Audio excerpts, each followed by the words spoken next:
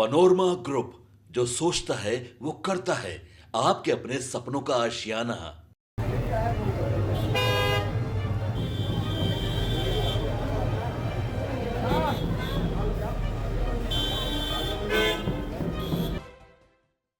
बड़ी खबर पटना एयरपोर्ट से सामने आई, जहां दिल्ली से शिलोंग जा रहे विमान की पटना एयरपोर्ट पर आपात लैंडिंग कराई गई।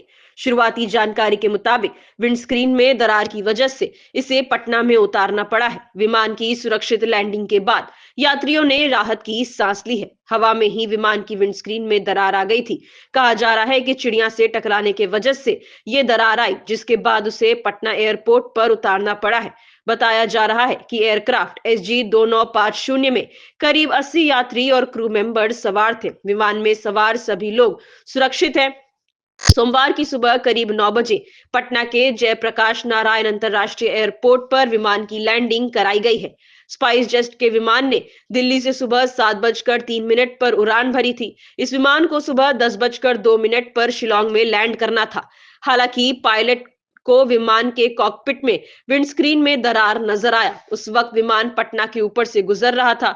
उसी दौरान विमान के पायलटों ने ट्रैफिक कंट्रोल को सूचित कर उनसे प्राथमिकता के तौर पर लैंडिंग की इजाजत मांगी। एयरपोर्ट के अधिकारियों ने कहा कि इसके बाद पायलटों को लैंडिंग की इजाजत दे दी गई।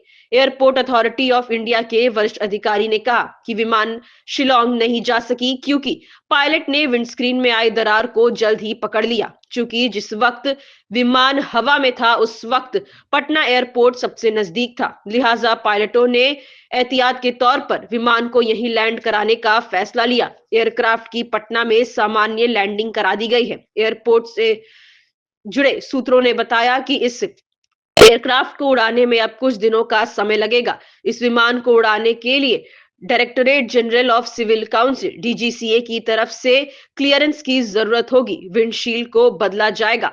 पायलट की सूझबूझ के कारण कई यात्रियों की जान बची है। लैंडिंग के बाद यात्रियों ने राहत की सांस ली। Bureau report, City Post live.